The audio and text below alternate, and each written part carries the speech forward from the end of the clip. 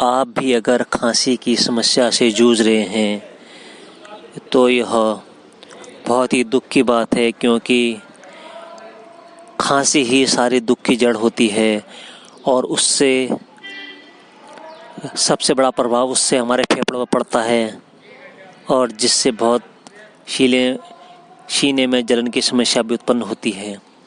तो आपको उसके लिए कुछ घरेलू नुस्खे बता रहा हूँ। उसके लिए आपको क्या करना है कि 1 गिलास गुनगुना पानी लेना है और उसमें आधा चम्मच हल्दी डाल के उसको चाय की तरह पीना है।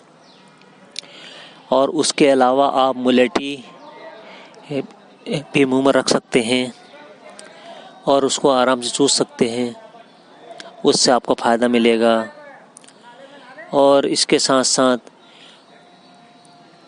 आपको गर्म पानी के गरारे भी ज़रूर करने चाहिए, जिसकी वजह से आप पाएंगे कि कुछ ही दिनों में आपकी खांसी में आराम हो रहा है।